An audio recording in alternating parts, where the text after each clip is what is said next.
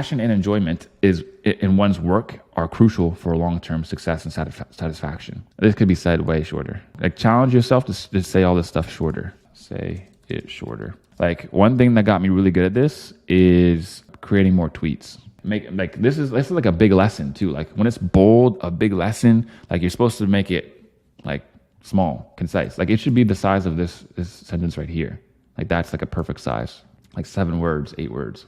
It is true. That's why I never settled for a job. I decided to start my own SMMA agency. So social media marketing agency already stands for SMMA. So you saying SMMA agency sounds like you're saying social media marketing agency. See what I mean? So my friend, you can just cut this, or you can just say agency. You say one or the other. Saying them together is kind of redundant. The first year, man, it was a grind, full of struggles with 0 clients. I sent thousands of, so I would be like very concise on this point. Like, this is all you need, concise, because this isn't the point of the email. The point of the email was a story with your boss, and now you're going into like what it was like starting your SMMA. Sent thousands of cold messages daily, but none converted into cash. Yet I didn't stop. I hustled harder than before. Harder than before what? And you know what? It paid off big time. Now I can travel anywhere, working 2 to 3 hours a day, living on my own terms. Pursuing my passion helped me build a 7-figure business.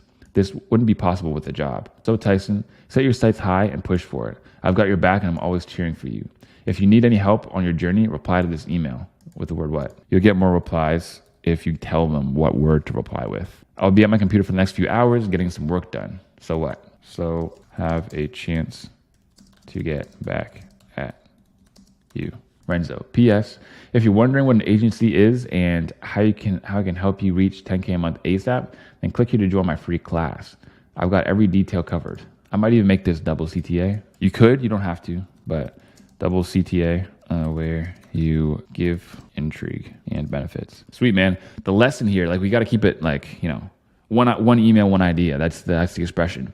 So essentially what you want is like, what are you really trying to say? I'm trying to say that I had a job and my boss could tell I wasn't passionate about it. So he did me a favor and fired me. And that's when I learned that only the things that you're passionate about are worth doing in life. So I started my agency, and because of that moment, now run a 7-figure agency where I'm able to XYZ, time freedom, location freedom, everything else. And if my boss wouldn't have fired me, who knows? I might not even be here right now. So learn from my lesson and build a business that you actually enjoy, that can give you the freedom that you want, and you can build the level of income that you want. And if you want to know what business that is and how I did it, I have a free class coming up on SMMA where I'll show you, boom, the rest. Awesome. We got a holistic personal finance coaching. Money is one of the most common causes of stress. Does this sound familiar? Keep saying you'll save more, but never seem to have any money left over. This must be a template somewhere, because I've seen this pretty much exact same thing somewhere. Oh, God, my eyes. What is this? See, like, when you have bullets this long, it kind of defeats the purpose of bullets. Oof. Yeah, this thumbnail thing is no. There's a lot of violations here. Did you not just already do this up top? Nobody's reading all this. Damn. And center aligned small text is crazy. Here's my thoughts. Cash may be king, but cash flow is the queen. Yeah, like, here's my thoughts as a headline. It's crazy. It's tricky with these types of people, man, because she has no idea that her marketing is not very good, and she also doesn't care. Like, a lot of these people out here, and you're gonna realize and learn, they're making like $8,000 a month, 16 grand a month, 24 grand a month, and they're cool. They're cool like that. They'll just do that forever. And you're like, hey, I can make you like 30, 40, 50, 60. And they're like, meh. But if you grow like if you reach out to growing brands who are they're actually already hiring people, like they have a team already, then that's essentially who you want to work for, bro, is the bigger companies. And you'll think that these guys are going to reply to you easier. Like, you'll get replies from these people, but they're not the best to outreach to. But yeah, I can tell this girl's not making any money, and she also made this herself, which tells me she's pretty much a solopreneur, which is hard to work with them because they're very averse to giving up any of their profit. Whereas a business owner who's making 50 grand a month, 80 grand a month, 100 grand a month, 200 grand a month, 500 grand a month, They do not care about $3,000 a month. They don't care about paying you $3K. So avatar, angle, what do I want the reader to do? Subject line, free financial health workshop. Sweet. Build long-term wealth in your 40s. Hey, first name, if you're 40-ish and feeling overwhelmed with all the financial topics coming your way and have a desire to build long-term wealth, I'm here to tell you it's not too late. I might get rid of 40-ish because that's very selective. Be more inclusive. Like if I wrote an email to my list and I was like, if you're in your 20s and you blah, blah, blah, blah, blah, it's like, yeah, probably like 50% of the people are in their 20s, probably like, no, less than 50, like 40% of people might be in their 20s, 30% of people might be less, and the other 30% might be more than like 30 or older. So everybody else who reads this is going to feel like, well, shoot. You could say like, if your generation, I'll just put generation old and then continue from there, and have a desire to build long-term wealth, I'm here to tell you it's not too late. After turning 39, there should be a comma here, I noticed conversations with all my friends and clients changing.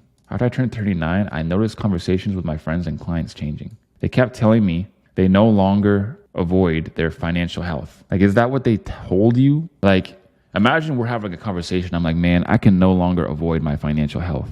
You can be like, what? Did you just get like did by aliens? Are you like programmed now? Not super natural. Just say like they started worrying about their finances more. Like that's how you would say it to like your buddy. I'm sure some of the following statements resonate with you. I make good money, but I feel like my bank is leaking money faster than I'm earning it. All right, so these are from her statements. These are all very common and valid thoughts to be having. And by now, you may have an established career, your own family, and dreaming of retirement full of adventures and making memories. The truth is, you are in a great position to set yourself and your family up for a very bright future. Avoid using words like very, because a very bright future means the exact same thing as bright future. You're just killing 4 characters. In my financial wealth workshop, I might say like in the financial wealth workshop, and I'll also put free here too. Free. I will teach you the 3 lessons you need to know, take control of your financial future and build long lasting wealth. Best of all, it's completely free. Yeah, you lead with free. You don't just end with free. Reply to this email with the word class to save your spot. Until next time, sign off. So I would definitely do a double CTA here. And you're starting to notice a common patterns like with the last like 3 emails. I've been saying like, a double CTA would go well here, double CTA would go well here. But it really, this one especially, because you don't really tell me much about what it is. And it's a quite weak hook when you say like the 3 key lessons you need to know to take control of your financial future. Like if I'm doing a live for copywriters, I'm never saying, here are the 3 key lessons to making more money with copywriting. Like that's so vague. I would say, here's an outreach method that I literally used to close a $1,500 client up front. I'm going to walk you through step by step how I did it. And after that, I'm going to show you the exact emails that I actually sent him that made him $50,000 in 1 month. And I'm going to break them down line by line, right? Because these are tangibles. They're tangential. You actually get something. And it feels real because you give a lot of intrigue around it. And she probably doesn't have that on her thing because her marketing is weak sauce.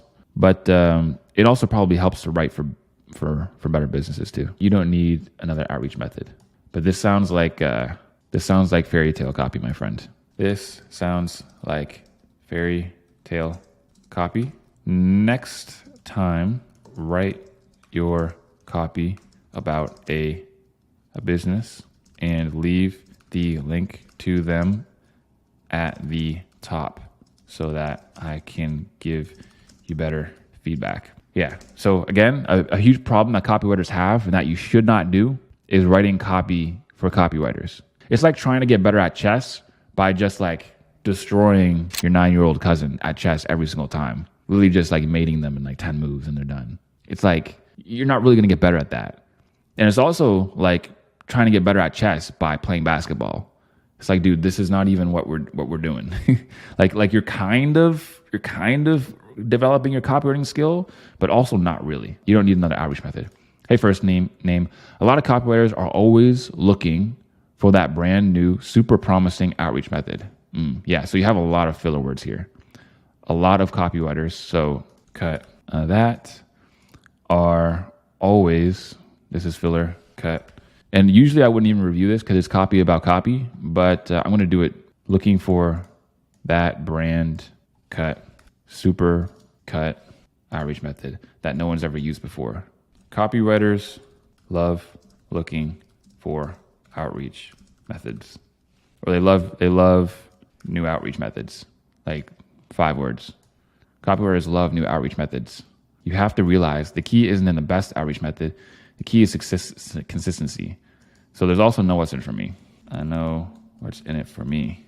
It feels like it's just a transcribed reel. That one no one has ever used before. You have to realize the key isn't the best outreach method. The key is consistency. You see, when you always try out new methods and never stick with one, you won't be able to see what works or not. Right. You won't be able to see what works or not, which results in you having bad outreach messages and not getting clients. Now, please choose one outreach method that fits you and stick with it. And if you want a simple breakdown of the different outreach methods, check out this video where I explain everything. So you have the overall ideas down, right? And you're only on week 2, so I'm not going to roast you at all. But you have the overall ideas down. Now, please choose one outreach method that fits you and stick with it. But I would give like the lesson, right? Where it's like you get better or you make progress doing one thing 100 times instead of 100 things one time. You see what I did there? I kind of made it like engaging, kind of like a tweetable line at the end. So yeah, here's how I would fix it, right? So again, at the beginning is way too long. A rule of thumb for you, my friend, when you go up to here to tools and word count, it should be around 14 maximum. This one's 15, but like 14 is if it's still like still super lean, right? Ideally, you want it to be like 7 to 10. So copywriters love new outreach methods. They think that if they find one that nobody's ever used before that's super effective, that clients will just come jumping at them and begging to throw their cash at them. But in reality, this is the furthest thing from the truth. And in this email, I'm going to show you the real secret behind getting copywriting clients. Because what most people don't understand is that outreach is a skill, not a method. There is no saturated method. There's only saturated ways to do the method. I'll give you an example. Back in 2022, everyone was sending out the exact same outreach method, the exact same email, just a few different words tweaked, to the point where businesses were opening up their inbox, and there would be 12 emails, almost the same subject line, almost the same email. Why? Because one really popular copywriting course with hundreds of thousands of people in it were giving people one email template to just try and spam out to everybody, as many people as they could. This caused nobody to get any clients. So why were 90% of people not getting clients, but there was still a small 10% of people who were? Well, it's because they were doing the same outreach methods, but in a completely different way. They were still using cold email, but they were using different cold emails than everyone else. And if you want to know how to actually personalize your outreach so that it's only yours and you're never going to feel like you're doing what everyone else is doing, then check out this video where I explain how to make personal outreach methods or whatever it is. That's how I'd freestyle that. And I write about copy all the time, but don't write about copy. I get how that's like a natural inclination, so everybody does it, but try to avoid that. I love when people put the link at the top, bro. This is so much better. The fitness industry is full of shit. So, that's a pretty good headline. Most people think that in order to get fit, they need to go to the gym. Well, what's in a gym? Mostly weights and non-functional machines meant to primarily train your muscles, yet there's more than just muscles within your body. What about your tendons, your ligaments? What about your cardiovascular system? This is honestly pretty good, dude. Furthermore, the fitness industry is full of bad nutrition advice. Every fitness expert is sponsored by a supplement company that sells the belief that you need to take pre-workouts, protein, creatine, and other crap to get fit. Some even sell pills or teas that claim to help you lose weight. All of this costs a ton of money and none of it is necessary. I personally don't take any supplements and only train with my body weight. How is this possible? It all comes down to my methodology of the 3 pillars necessary to have a functional and shredded life. This guy has joined a coaching program. This isn't somebody who's completely not well-versed in marketing. So either he's taken a course or he's got somebody to do this or he's joined a program that's like a high-level mentorship program. The reason why I know this is because 3 pillars is a very, very coaching offer-esque thing to say. Whereas homegirl from before, like she would never know anything about no 3 pillars. She doesn't understand how to make her offer different. 3 pillars is essentially the core and the crux of an offer. You know what? I'm going to do that. I'm going to go through with you guys how to create a killer offer with pillars. Now, this isn't going to be the Hormozy like, oh, well, the offer has to be like, you add the guarantee at the end and blah, blah, blah, blah. Like, no, it's not like that. The offer makes your thing one of one, more attractive to your target audience because it teaches them how it works and then sells the implementation. You guys are getting a little bonus right here. I paid like 20 grand to know this, just so you guys know. Ravi Abuvala, Tanner Chittister, Lauren Tickner, all of these like high level coaches who are going to coach other business coaches are literally selling this for at least 15 grand, 20 grand, 25 grand. And this is the first thing that they help you do is fix your offer. And a lot of the people that you're working for are already going to have offers that are converting. But if their offer could convert better, or they're writing a VSL, or they're writing a sales page, or you're writing emails for them, and you need to figure out what their offer is, here's how you do it. So there's a few things to note. What do most people teach? Actually, now that I think about it, this dude legitimately probably did like the exact same type of program that I did, where it's like probably not even the same person, but it's a very foundational step is creating an offer like this. What do most people teach? Why is it inferior? Why is yours different? Pillar number 1, and that's like what you do that works best and why it works best. And then you also have to weave in justifications. And then you basically always want to add an analogy. It's like, it was really easy to come up ones with business. There you go, pillar. And then pillar 2 is like going to be the same thing. Number 2, like same as number 1. And then pillar 3 is why you. So pillar 3 can be another, like pillar 1, it can be just like another reason as to why what you do is better and why it's better. But pillar number 3 is also why you. What have you done, helped people do, and accomplished? It's like, dude, you're sitting here with Tayson 4D. I have one of the most watched YouTube videos with the word copywriting even in the title, and the fastest growing YouTube channel. Not only is it the fastest growing YouTube channel, but it also dominates the SMMA YouTube channels. And SMMA is a way bigger niche than copywriting. Like SMMA is literally like way up here. Everybody knows about SMMA. But yet copywriting is absolutely dominating. Why? It's because copywriting is literally in all of my videos. It's in all of my products. Like, dude, how are you going to trust a copywriter who's out here with like 500 subscribers? Bro, if your copy was good, you'd put it in your videos and you get more people to watch you. And this is the big difference between these corporate copywriters who like write copy for some, but like they're a finance business or a, whatever big business. And that's cool, but that's way harder for normal people like you and me to get into. Like they took years, like 5 years, 10 years to actually get to that position. Dude, you can do it way quicker if you just actually outreach to people who are just entrepreneurs, the people who are actually doing digital marketing and not just sending out sales letters, like physical sales letters in the mail. You don't need to study Gary Halbert to become a good copywriter. You don't need to do that. You need to know what works right now in the digital space and who best to teach you. Yeah, that's basically the offer. This is what his sales page is. Like, it's not like what I just told you is like close to what his sales page is. Like, it's the exact same thing. Like, this is where he's relating to you. And also when you're talking about what do most people teach, you also get really relatable. Like, what do most dudes at the gym teach? Most dudes are like, bro, just spam bicep curls, bro. Just spam tricep kickbacks, bro. Just spam bench press, bro. It's like, dude, there's way more to it than that, especially if you've been lifting longer than 3 months. You need to know more than just go to the gym and pick up heavy things. Build yourself an actual program. If you don't know how many sets and reps you're doing before you hit the gym, then you're missing out on tons of gains. You could be way bigger right now. The same with your nutrition. If your meal plan is just open up the fridge and see what's there, again, you're missing out on gains. You're not getting the right protein, you're not getting the right calorie intake, and you're missing out. Imagine what you could look like if you were actually dialed in. And I get it. You think that you can't be dialed in because you don't want to do all the work. You don't know how to mess with all the numbers and do the macros right. Well, guess what? There are people who can do that for you.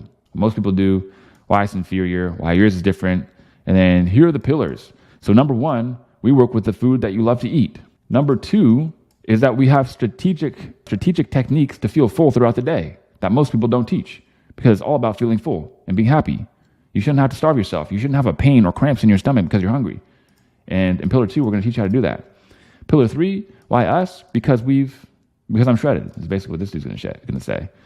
But yeah, like this is the core principle. Like this is, if you can master this and you learn this and you see this in other businesses and you can pick them out, dude, it's done. Marketing's done. You figured it out. That's a marketing degree right there. You pay for a 20 grand coaching program. That's the first thing that they're going to go through with you every single time.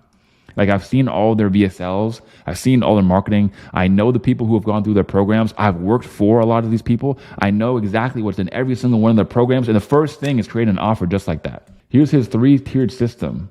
I didn't even get down here yet. Now I'm already seeing the 3 pillars: the workouts, the diet, the lifestyle. What you need for this program is 100% body weight only. You will not use a single weight. However, you will need access to a pull-up bar to train your back and abs. Beginners will need a rubber resistance band to properly regress certain exercises. The afterburn effect.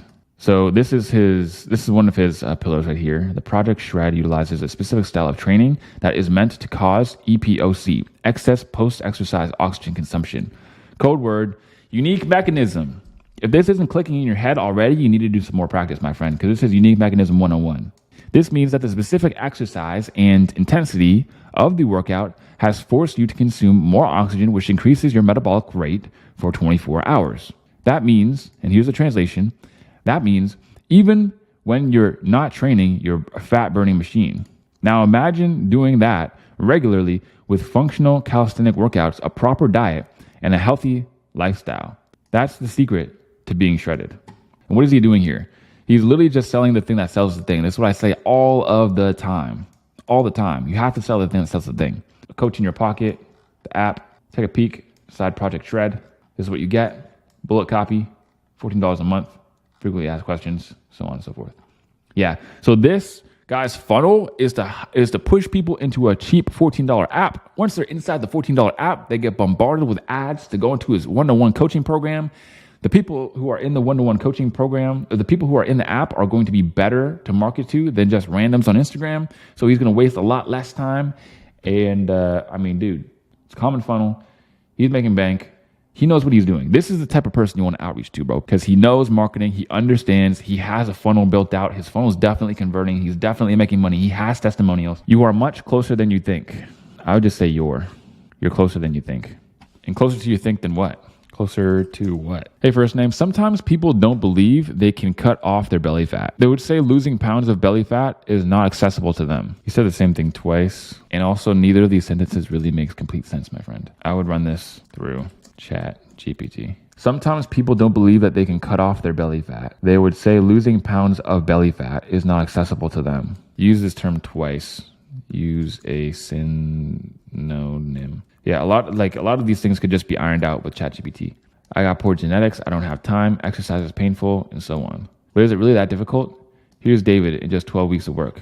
Okay, now it's getting better. You can tell he's not gifted. He works a 9 to 5 and has to take care of his children. But the thing is, people often underestimate themselves. When you immerse yourself in gaming, you can level up quickly, right? I don't think this is really for gamers. If you have people who are like really willing and ready to like get better, I don't think he has really a community of gamers. When you immerse yourself in gaming, like some people are gonna be like, nah, I don't do that. And then they're gonna click away. Like if you sent me when you immerse yourself in gaming, it's like, bro, I haven't seriously sat down and played a video game for longer than an hour since 2020. Yeah, when I locked in. You can level up pretty quickly, right? Because you enjoy it and engage in it. You don't even have to say you can just say people. Why do you think people get so addicted to video games, even though they're just sitting there, hunched over, staring at a screen all day? It's because it's enjoyable. And you can do the same thing with calisthenics. I actually like where you're going with this. The angle is actually pretty good. I don't know what happened to the intro, but the angle's kind of saving it here. To achieve that, David changed his lifestyle and it reflected straight back in his physique. Whatever you put into your body, it adapts to. That's why I use a 3-tiered system that emphasizes your training, diet, and lifestyle. There will also be a daily side quest, like walking to see the sunset, to change your habits gradually. Remember, first name, no single workout will get you shredded. Check out Project Shred. See, I get my clients results in weeks. The great works. P.S. My flow is not good. Could use some advice on particular how to improve that. Yeah, it's mostly grammar stuff, my friend. So grammar. Also just cutting out redundancies. Read it out loud. Because If I were to sit around and be like, hey man, I kind of feel like I can't cut belly fat. Like I have a lot of belly fat, but I don't feel like I can, like losing it is obtainable to me. I don't know how to lose my belly fat. I want to learn how to lose my belly fat. Like why are you saying that so many times? Right? Doesn't that sound weird when I say it out loud? Sometimes people don't believe they can cut off their belly fat. And also when you say cut off their belly fat, it sounds like you're saying like, cut it. Like people don't cut off their belly fat. And you can just say fat. And you can say lose weight. Like there's just a lot here. That's why I'm saying like you want to throw it through ChatGPT because it will be able to iron out all these problems. But while you do that, like you should also just read more copy and increase your English skill, my friend. Good. I'm glad that you got that. Here's the biggest piece of advice I can give you guys.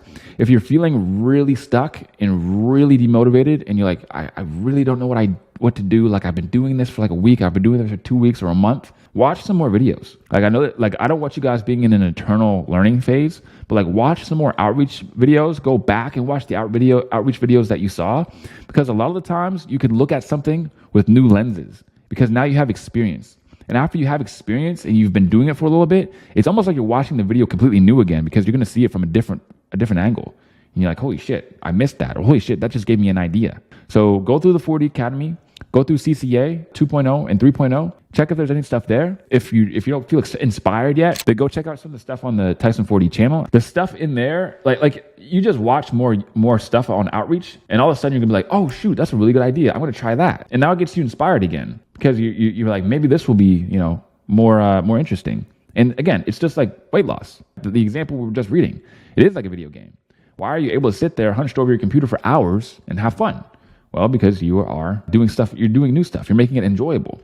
And it's a lot more enjoyable to try out small other new things and add some tweaks and just go back. You go back and learn some more stuff and you're going to feel inspired again. I did that so many times. Whenever I literally had friends who were doing the copywriting thing with me and they would quit. I'd be like, shit, like I got really close to quitting a couple of times. I would just go back to all my courses, all the courses that I bought and some other stuff. I'd read through it all. And I'd be like, well, shit, now I have another action plan. I have a different game plan, or just add in something. A lot of people are like, well, I've been trying this. And it's like, well, are you tracking? No. We'll do that. Like the thing that a lot of people don't understand about tracking specifically is that I get it. It feels like you don't need to track. You're like, why would I track? It doesn't make any sense. The biggest reason why tracking works so well is just because it calls attention to what you're doing. A really easy way to be more productive is track your time. You don't even have to do anything besides the sheer fact of tracking your time, and your time will be better spent. Isn't that weird? You don't have to change your diet. You track your weight and track your calories, and all of a sudden you're going to start losing weight just because you know what's going on. You're more intentional about your actions. Same with outreach. Go out there, watch some videos, get inspired, keep killing it, keep grinding. I'm always going to be showing up just like you guys are. And of course, I'll see you guys on the next one. Let's do the Jay Waller motivational. This is from my boy Nick. My story for success. I would make it more about them somehow. Make it something more about them. We'll brainstorm some stuff after we read the email. Hey Name, if you're struggling to be more successful in life, then I'd like to share with you a story that'll help motivate you. If you want to be more successful, you have to be willing to do things that others don't want to do. People ask me all the time, hey Justin, what do I have to do to become successful? And I look at them and I'm like, when I was 19 years old during the 2008 recession, I didn't have a thing in the world going for me and desperately tried to get a job on the side of a multi-million-dollar project. The assistant stopped me from seeing the manager. It felt like my world was about to collapse and every piece of my life was crumbling apart. But I had nothing left to lose, so I went back again and again and again. And so finally, I was able to get a chance with the manager. He was shocked to see my face. He looked at me and said, who are you? I explained my current situation to him, job situation to him.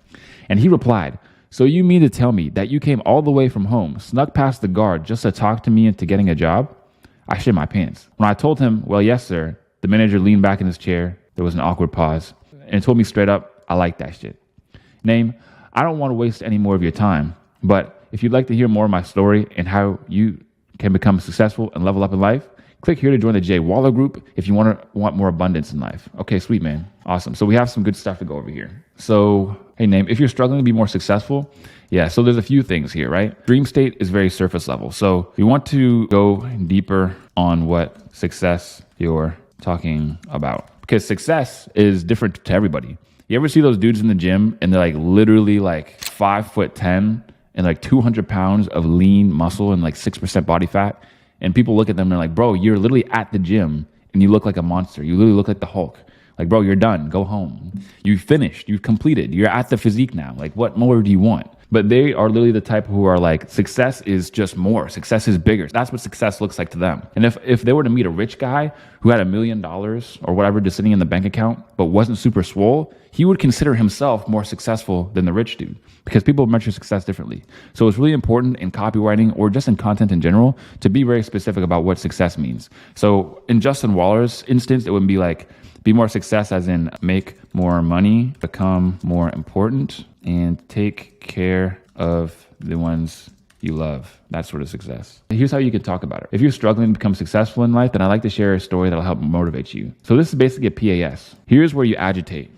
So here's the problem. I'm going to offer you a solution. Here's why I'm going to offer you the solution. That's how PAS goes. Overall, the structure is PAS, but it's kind of more like problem. What's in it for me? Agitate, and then solution. And this one's really hard for people to get because it's difficult for people at first, because it's not natural speaking patterns. You don't usually talk about fixing something bad, talking about how you fixed it and how somebody can fix it, and then going back to talking how it's bad again and then telling a story. Like, that's not how people usually speak. First of all, relate to them, show them that you have the solution to their problem, show them that you know their problem even more, and then give them the solution. So I like to share how it motivates you. If you want to become more successful, be willing to do things you don't want to do. This is like the main lesson. The main lesson here, you can save for the last part. It would be like this. It would be like this. People ask me, Tyson, why are you such a hard worker? Now, here's what you did. I'd be like, well, I'm such a hard worker because I was forced to. And then I could go into the story. Or what's even more effective is you could just go into the story, tell the lesson of the story at the end. So I'll give you an example. Tyson, how are you such a hard worker? Well, back when I was 16 years old, I applied and handed out my pretty much blank resume to every convenience store, grocery store, or cashier job in the whole city. And I got 0 calls back, literally none. I could not find a suburb job for the life of me. So I had 2 choices. I was either going to be literally just broke at 16 and not have any money, and my family didn't have any money. And at the age of 16, my mom was literally like, okay, you got to start paying bills around here, because if you can have a job, then you're going to have a job, period. So I didn't have a choice. Well, she would have kicked me out at 16. She kicked me out at 18, but she would have kicked me out at 16 if I didn't start paying. So I joined the army. I was forced to. At the end of the story, I bring it back. That's why I'm such a hard worker. That's how you can be such a hard worker too. Is you have to commit to things. You have to be between a rock and a hard place. And while it might feel like that's a bad thing, it's one of the greatest things that will ever happen to you. And that's the end. That's the story. That's the lesson. Because when you give the story first and then encapsulate it in a lesson, that's when it really drives home for people. Whereas if you give the lesson first, like, this sounds like something that people would have already heard. If you've been in the motivation, online, personal development space for longer than like a day, people would have probably heard this already. So you want to avoid saying things that people feel like they know what you're going to say. I like to share a story with you. If you want to be more successful, you have to be willing things. People ask me all the time, hey, Justin, what did you do to be more successful? And I look at them and I'm like, so this is definitely what he said. This is what he said in the video, but you wouldn't write it like this because it's poor word economy. We have to be economic with our words, meaning that we have to use them sparingly. So when you say, and I look at them and I'm like, you could just say, people ask why I'm successful, and I tell them, and then you go into the story like this. People ask why I'm successful. I tell them, and then that's like, what, 7 words, 9 words? And then these are like 3 sentences. See how I just like chop that down? When I was 19 years old during the 2008 recession, I didn't have a thing in the world going for me and desperately tried to get on the job site of this multi-million-dollar project. So this is like a big mouthful. So what I would do is go, when I was 19 years old, during the 2008 recession, I didn't have a thing going for me. And then I would start it new. I desperately tried to get on the job on the multi-million-dollar project, and the assistant stopped me from seeing the manager. It felt like my world was about to collapse and every piece of my life was crumbling apart, but I had nothing to lose, so I went back. So I might go a little bit deeper on this and talk about why. So like, his family was struggling to even pay rent, and he knew if he didn't make something happen soon, they'd get kicked from the trailer home. Of course, I don't know his story super well, but he might have said this at some point. But I had nothing to lose, so I went back again and again and again until finally I was able to get a chance with the manager. He was shocked to see my face. He looked at me and said, "Who are you?" And I explained my current job situation to him. And he replied with, "So you mean to tell me you came all the way from home, snuck past the guards to talk to me and getting a job?" I shit my pants. I told him, "Yes, sir." Manager leaned back in his chair. There was an awkward pause. And I told him straight up. And he told me straight up, "I like that shit. Name, I don't want to waste any more of your time." This isn't a line that you want to say because this basically says like, I just wasted your time. So what you want to do if you want to get right to the point and transition, it's say something similar. And he told me that he liked that shit. And then right here is where you'd give the lesson. So what's the lesson in this? Lesson. It's kind of like you need to keep coming back and working hard / trying even when the door gets shut in your face. Boom. Something like that, right? That's like the main lesson. Obviously, that's like not what you'd literally copy and paste into the copy, but that is what you would say, right? That's kind of paraphrasing it, not verbatim. And then here you say, if you'd like to hear more of my story, I also, and how you can become a successful and level up in life, click here to join the group. I would definitely cut this because it's kind of like, and if you'd like to know more about me and hear more about me and hear me talk more about me, and if you're interested in me and love me, you can join my community, right? It's a little bit too much about writer and not reader, where we could go deeper and just go. So the problem solution loop, right, is something that you have to add here. Now, you probably heard me talk about it before, and you've put it in here, but there's always a problem after you give somebody a solution. So, for example, we now live how kings would live, better than kings would live 1,000 years ago. But yet we have more problems than they did. Why?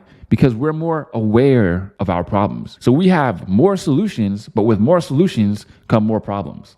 Everybody says, man, if I just made $1 million, all my problems would be gone. Well, yeah, sorry, but now you have tax problems. You got to incorporate your business. You got to get an S corp. Bro, I'm dealing with, it's crazy, bro. I got to, the amount of stuff that I have to do that literally feels like weird money laundering, jumping through hoops. Like it's not literal money laundering, but it's just so many unnecessary steps that I cannot understand. And I'm talking to bank people and I'm talking to accountants and they have to talk through me and I have to recite what I'm trying to do. Like, bro, more money, more problems. So the same can be said here. So now that I told you one lesson about it, or one lesson about, becoming successful, there are other ones. This is just one facet of becoming a successful person. You also need to know. So this is just one facet or one thing you need to know. There's so many skills and lessons that I wished I had along the way that would have made me millions years sooner. That's why I created the J Waller group. And then I'd put like the CTA. Here's where you can join. And then you can either end the email or you could do bullets plus intrigue and double CTA. Boom, bam. We definitely deconstructed that like crazy. All right, everybody, welcome back from the copywriting review and critique. Hopefully you guys had some breakthroughs on those. So to understand why people buy, we first must understand people.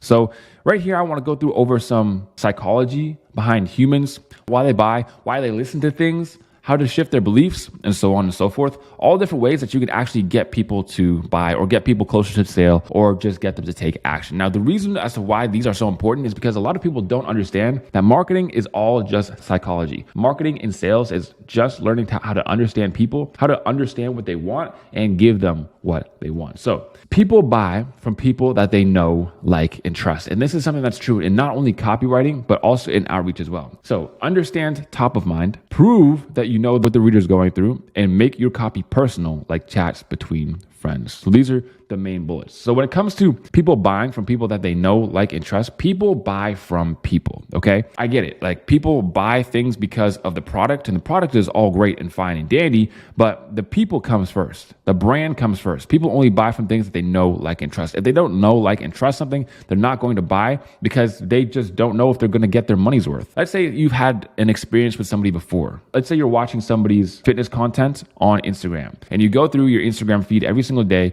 You see their super helpful tips. And aside from fitness, they also have a puppy of which you love. And you love puppies. They have a golden retriever, just like you have a golden retriever. So you're able to relate to them. You're going to be much more likely to buy from that person than just some random person you just met that you don't know. You don't know anything about their content. You don't know what they're talking about. You don't know if they know what they're talking about. And buying something from them would be a complete chance. You'd be taking a risk. Whereas this person, I mean, they're already giving you value on their Instagram page. So why wouldn't you buy their personal training program, for example? This is because you know, like, and trust them. You're going to hear this all the time. Sometimes it's referred to as KLT, but I'm telling you, every single marketer and business person knows these words and knows about know, like, trust factor. Now we have to talk about stories. Stories is probably one of my favorite parts of not only marketing, but copywriting as well, because stories are the most effective belief shifters that there are, because it takes perfect advantage of the rule of showing people why you're convinced rather than trying to convince other people. And it's so crucial in marketing. And the longer you stay in marketing, the longer you learn about this sort of thing, the more you're going to understand why stories are so effective and why showing why you're convinced is so effective. Telling effective stories is something that a lot of beginner copywriters struggle with hard. It's something that I struggle with hard. It's the most difficult form of emails to create, because what people end up doing is they create a chronology and not a story. So let's get into the points here, and I'll break it down bit by bit. So stories are what get people emotionally invested. Stories cannot be argued with, and most people can't tell a good story to save their life. So stories are what get people emotionally invested. Dude, stories are what people have been entertaining themselves with since the beginning of mankind. You know, all of those like drawings that the cavemen used to draw on the caves? Those are all just pictures telling a story. The earliest form of human entertainment that exists is just storytelling. So being able to effectively tell a story is how you sell. Most people talk about storytelling. We are talking about story selling. So stories cannot be argued with. If I get on a video and I say, hey, here's how you can get huge biceps in just 8 weeks. Now I'm telling you something. And the problem with telling people things is that, again, it causes friction. It causes objections. But if you say, here's how my arms went from this picture of them being skinny to this, a picture of them being ripped in just 8 weeks, I'm going to show you how. I'm going to show you how I did it. Now, I'm not even making a claim of how I'm going to help you do it. I'm just showing you how I did it. And I'm literally showing why I'm convinced. I'm also giving you proof in the exact same sentence. I mean, this is the angle that you want to go for 90% of the time. And people have a lot of trouble doing that. When I read through people's copy, and you'll probably see it when I'm critiquing people's copy in the different sections of this lesson, is when I say that they're too telling. When they're too telling, this is exactly what I mean. So you want to show more than you tell in your copy. And showing a big part of that is with stories. Next is that most people cannot tell a good story to save their life. So a chronology essentially means I was at the store, then I got some groceries, then my credit card declined, so I couldn't buy my groceries. So I just went home. I wait till I got paid next week, and then I went and got groceries then. But until then, I was just eating like crackers for the week. That's a chronology. I'm telling you what happened. But a story is more like, this is the worst thing that ever happened to me, and it was my breaking point. It was the incident that motivated me to start making money online as soon as possible. Because there was one time where I was at the grocery store and I knew that I didn't have much money in my account, so I just wanted to grab the essentials. But the crazy part is I purposely did not look at my bank account because it was too painful. I don't know if you guys have ever been able to relate with this, but my bank account was so down bad that every time I even opened it up, it made my stomach turn. All it did was induce anxiety, so I avoided it at all costs. So here I am at the grocery store, knowing that I only want to get the bare essentials because I know I don't have much in my account. All I got was some canned food, some bread, some milk, some eggs. The total couldn't have been more than $50. And I go up to the cash register. I try to pay with my credit card. It gets declined. I pray to God that it's not insufficient funds and that, my credit card it just needs another tap. So I do it again. And I see the letters pop up on the screen. Insufficient funds, declined. Now I start to panic. I'm embarrassed as hell because I'm literally sitting here and I can't even pay $50 for some groceries. And I have to tell the lady, look, I'm not able to pay for these groceries. So she rolls her eyes because now she has to put them all back. and I'm holding up the rest of the line in the grocery store and everyone else is like staring at me and I just feel like a complete idiot. And it was that moment where I knew that I did not ever want to feel like that again. So I locked in. I locked in harder than I have ever locked in before in my life. And then I started my business. Maybe the lesson is that you need to lock in. Maybe the lesson is that you need to start a business and here's what business is best to start. A whole bunch of different ways you can go from there. But you see, the difference was I was telling you exactly what the feeling was. So we're going to go deep into how to tell stories and how to structure stories as we go on. But for now, essentially all you really need to think about, and the most simple way to think about it is just think about the most popular stories that you've ever heard or that you've ever seen. Think of Nemo, for example. So we have a hero, we have the main character. That is the main clownfish.